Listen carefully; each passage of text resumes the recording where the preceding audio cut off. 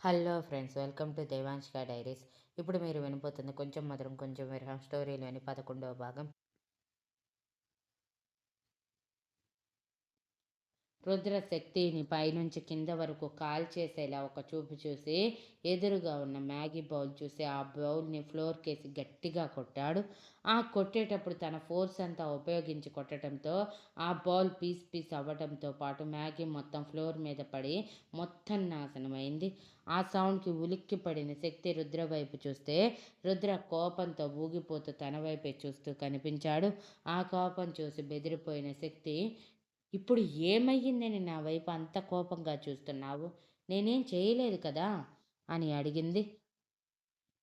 చేయలేదనే ఈ కోపం అని రుద్ర పళ్ళు బిగించి, నేను నీకు ఫుడ్ ప్రిపేర్ చేయమని చెప్తే నువ్వు 5 మినిట్స్ మ్యాగీ ప్రిపేర్ చేసి ఇదే ఫుడ్ అంటూ నేను చేస్తే ఫుడ్ తింటే మోషన్స్ అవుతాయి తినలేవు అంటూ కాకమ్మ కబుర్లు చెప్తున్నావా అని అంటే, శక్తి భయంతో వణికిపోతూ, నేను నేను నిజమే చెప్పాను. నాకసలు వంట రాదు. ఇంతవరకు నేను కిచెన్‌లోకి వెళ్ళలేదు. ప్రామిస్ రుద్ర. ప్లీజ్ ఈ ఒక్కసారికి అడ్జస్ట్ అవ్వు అని చెప్దామనుకున్నా కానీ, చెప్పకముందే నేను చేసిన మ్యాగీని వినాశనం చేసేశావు. కనీసం నాకైనా మిగిల్చకుండా చేశావు. ఇదే లాస్ట్ మ్యాగీ ప్యాకెట్ తెలుసా? ఎంతో కష్టపడి వెతికి, వెతికి చేశాను దానిని కూడా నాశనం చేశావు. నువ్వు తిననంటే కనీసం నాకైనా ఇవ్వాల్సింది కదా! నేనైనా తిని కడుపు నింపుకునేదాన్ని. అనవసరంగా ఫుడ్ వేస్ట్ చేశావు అని భయపడుతూనే తను చెప్పాలనుకున్నది చెప్పి, నీకు వంట వస్తే నువ్వే చేసి పెట్టు. నాకు కూడా అని చివర్లో ఒక మాట పడేసింది వంట మనిషిని పెడతాడేమోనని. నేను వంట చేస్తే నువ్వేం చేస్తావే? అంట్లు తోముతావా? అని వెటకారంగా అడుగుతూ పైకి లేచాడు రుద్ర. రుద్ర పైకి లేవగానే 2 అడుగులు వెనక్కి వేసిన శక్తి, చూడు, మ్యాన్ హ్యాండ్లింగ్ అంత మంచిది కాదు. పైగా ఆడపిల్ల మీద, అది కూడా కట్టుకున్న భార్య మీద మ్యాన్ హ్యాండ్లింగ్ చేయటం అస్సలు మంచిది కాదు. దీనికి చట్టంలో చాలా శిక్షలు ఉన్నాయంట. అందుకే మర్యాదగా చేతులు కుదురుగా ఉంచుకో అని వేలి చూపిస్తూ చెప్తుంటే,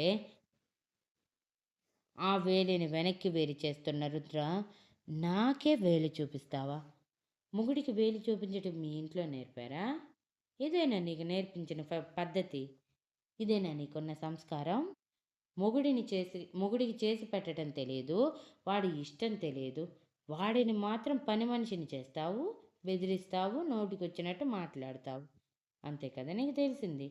ఇంకెందుకే నువ్వు ఆడపిల్లగా పుట్టటం? వేస్ట్ కదా! ఆడపిల్ల అంటే అనుకువగా ఉంటూ భర్తకి ఏది కావాలో ముందే తెలుసుకొని అన్నీ చేసి పెట్టేది, అన్నీ అందించేది, భర్త మనసు తెలుసుకొని ప్రవర్తించేది. కానీ నువ్వు అని కోపంగా బేస్ వాయిస్లో అంటే,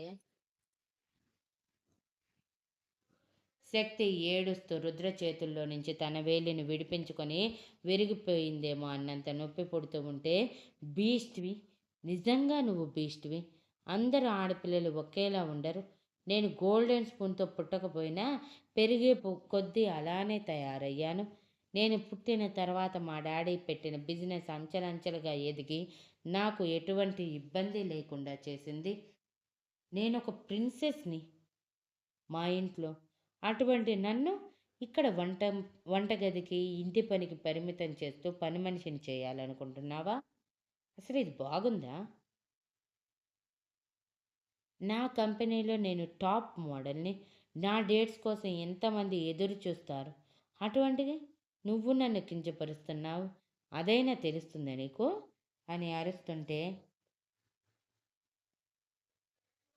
రుద్ర కార్నర్ స్మైల్‌తో, ఎందుకు తెలియట్లేదు? అన్నీ తెలుస్తున్నాయి. కానీ ఒకటి మాత్రం బాగా అర్థమైంది. నీకు నువ్వు తెగ ఊహించేసుకుంటున్నావని. కానీ అసలు నిజం నీ వెనక నీ తండ్రి ఉండబట్టే నువ్వు ఈ పొజిషన్‌లో ఉన్నావని నీకు తెలియకపోవటం. ఐ పిటీ యూ శక్తి. నువ్వేదో తోపు, తురుము అని ఊహించుకుంటూ ఆకాశానికి నిచ్చెన వేస్తున్నావు కానీ, నీ అంతట నువ్వుగా ఒక్క మెట్టు కూడా ఎక్కలేవని నీకే తెలియదు. నీ తండ్రికి ఉన్న కంపెనీ లేకపోయి ఉంటే నువ్వు జీరో. అది అర్థమవుతుందా నీకు? డౌన్ టు ఎర్త్ సాధించిన వాడే సక్సెస్‌ఫుల్ మ్యాన్ ఆర్ ఉమెన్ అని అంటారు. అంతేకానీ వెనక తండ్రి ద్వారానో లేదా వేరే వాళ్ళ ద్వారానో వచ్చి నేనే టాప్ అని చెప్పుకునే వాళ్ళని కాదు. నీ స్వశక్తితో ఏదైనా నువ్వు మోడల్ అయ్యావా ఏంటి? నీ తండ్రి పలుకుబడి ఉపయోగించావు. దానికి నువ్వేదో కష్టపడినట్టు, ఆ కష్టానికి పేరొచ్చినట్టు చెప్పుకో. నీ తండ్రి కానీ నీ వెనక లేకపోయి ఉంటే యువర్ జీరో. అర్థమవుతుందా? జీరో అని వెటకారంగా నవ్వుతూ అన్నాడు రుద్ర. రుద్ర వెటకారానికి శక్తి ఉక్రోషంగా ఏదో మాట్లాడేలోపు రుద్ర శక్తి చేతిని పట్టుకుని లాక్కెళ్ళి వంటగదిలో వదిలి, I don't want any explanation, I want only food. నువ్వు 15 నిమిషాలు రుచిగా ఉండేలా ఫుడ్ ప్రిపేర్ చేయాలి, లేదా అరచేతి మందం స్టవ్ మీద పెట్టి కాల్ చేస్తాను, గుర్తుంచుకో. నేను ఏదైనా చెప్తే చేసే రకమని ఈ పాటికి నీకు అర్థమయ్యే ఉండాలి అని సీరియస్గా చెప్పి బయటికి వెళ్తే శక్తి ఏడుస్తూ వంకరపోతున్న వేలిని చూసుకుంటూ, నిజంగా రాక్షసుడిని వీడిని ఎలా నేను ఇష్టపడ్డాను, వీడి కోసం పెళ్ళి ఆపేసుకోవటం ఏంటి నా కర్మ కాకపోతే, నా జీవితం వీడి చేతుల్లో ఇరుక్కుపోయినట్టు కనిపిస్తుంది. పైగా ఇవాన్ గాడు నన్ను వీడి చేత ఏదో మహారాణిలా చూసుకునేలా చేస్తాను అని చెప్పాడు. అది జరిగే పనేనా? పెళ్ళై కనీసం 4 గంటలు కావటం లేదు. ఇప్పుడే పని మనిషిని చేసేశాడు. ఇక జీవితాంతం నన్నొక్క అడుగు కూడా బయటికి పెట్టనివ్వడు. నిజంగా బయటికి కనిపించేంత మంచోడు కాదు ఈ రుద్ర. ఏమో అనుకున్నా కానీ రాక్షసుల్లో రావణాసురుడు చచ రావణాసురుడు కాదు. మంచి రాక్షసుల్లో ఎవరో ఒకరు ఉంటారు కదా! వాళ్ళు ఎలా ఉంటాడో వీడు కూడా నిజంగా అలానే రాక్షసుడిలా ఉన్నాడు. వీడి చేతుల్లో చిక్కుకొని నా జీవితాన్ని నేనే నాశనం చేసుకున్నాను అని రాణి లేని కన్నీళ్ళని కూడా తుడుచుకుంటూ, ఫోన్ కూడా లేక ఏం చేయాలో అర్థం కాక రుద్రని అడుగుదామని బయటికి వచ్చింది మళ్ళీ. అక్కడ రుద్ర ఫోన్లో ఏవో మెయిల్స్ వస్తే చెక్ చేసుకుంటూ సోఫాలో కూర్చొని ఉన్నాడు. శక్తి రుద్రని చూసి వెళ్ళి ఎదురుగా నిలబడి, నాకు నీ ఫోన్ కావాలి అని అడిగింది కోపంగా, రుద్రమొహం చూడకుండా దిక్కులు చూస్తూ. రుద్ర కళ్ళు చిట్లించి, ఎందుకు అని అడిగాడు. ఎందుకేంటి? ఎందుకు? భోజనం ప్రిపేర్ చేయమన్నావు, కానీ నాకు రాదన్న విషయం మర్చిపోయావు. నేనేమైనా షెఫ్ని అనుకుంటున్నావా? ఆల్రెడీ చెప్పాను, నాకు కిచెన్లో ఏముంటాయో కూడా తెలియదని. మరి వంట చేయాలంటే కనీసం గైడెన్స్ ఉండాలి కదా! ఆ గైడెన్స్ ఎలానో నువ్వు ఇవ్వవు. మరి యూట్యూబ్ నుంచైనా తీసుకోవాలి కదా! అందుకే ఫోన్ కావాలి. నీకు ఫుడ్ కావాలంటే నాకు ఫోన్ ఇవ్వు, లేదంటే నువ్వు కొట్టినా సరే. నేను చేయగలిగింది ఏమీ లేదు. తర్వాత మళ్ళీ నువ్వే కడుపు కాల్చుకొని ఏడుస్తావు అని వెటకారంగా చెప్పింది శక్తి. తన వెటకారానికి కోపం వచ్చిన రుద్ర ఆ కోపం చూపించకుండా తనని తాను ఆపుకుంటూ, నీ ఫోన్ ఏమైంది అని అడిగితే, నీలాంటి సుగుణాల రాముడి కోసం పరుగులు పెడుతున్నప్పుడు మర్చిపోయాను. అది అక్కడే వదిలేశాను. ఆయన నా దగ్గర ఫోన్ నువ్వు ఉండనిస్తావనే ఆలోచన నాకు లేదులే. అందుకే తెచ్చుకోలేదు. రేపు ఇవాన్కి చెప్పి తెప్పించుకుంటాను అని అనగానే రుద్ర గంభీరంగా ఎర్రగా మారిన కళ్ళతో, ఈ ఇంట్లో ఆ ఫ్యామిలీ గురించి ఒక్క మాట వినిపించకూడదు శక్తి. ఇది నువ్వు బాగా గుర్తుంచుకో అని చాలా సీరియస్గా చెప్పగానే శక్తి కళ్ళు చిన్నవి చేసి, అసలు ఎందుకు నువ్వు ఇలా మాట్లాడుతున్నావు రుద్ర? నాకేం అర్థం కావట్లేదు. ప్రకాష్ అంకుల్ ఫ్యామిలీతో నీకు శత్రుత్వం ఏంటి? అంకుల్ ఎందుకు నీతో అంత దిగి మాట్లాడుతున్నారు? ప్లీజ్ చెప్పవా రుద్ర అంటూ రుద్రం ముందు కూర్చొని రుద్ర చేతిని పట్టుకొని అడిగింది క్యూరియస్గా.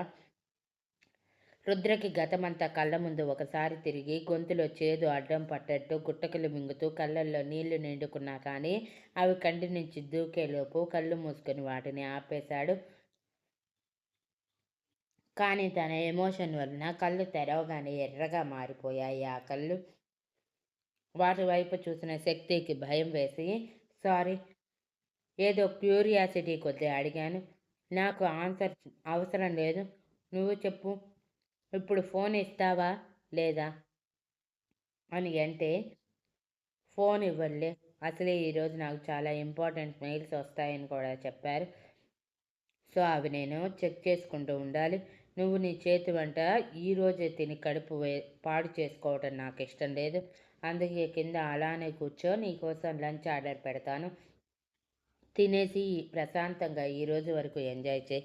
ఎలానో రేపటి నుంచి నీ పని ఇంటిని చూసుకుంటూ పని మనిషిగా మారటమే కదా! అందుకే ఈ ఒక్క రోజుకి నీకు రెస్ట్ ఇస్తున్నాను అనగానే శక్తి కళ్ళు పెద్దవి చేసి, నిజంగానా? అయితే నా అరచేయి కాల్చవు కదా అని అడిగింది. నిజంగానే నిజం. వద్దంటే చెప్పు. నువ్వు కోరుకున్నట్టే నిన్ను బాగా కష్టపెడతాను అని రుద్ర వెటకారంగా అనగానే, వద్దు వద్దు అని శక్తి కంగారుగా చెప్పింది.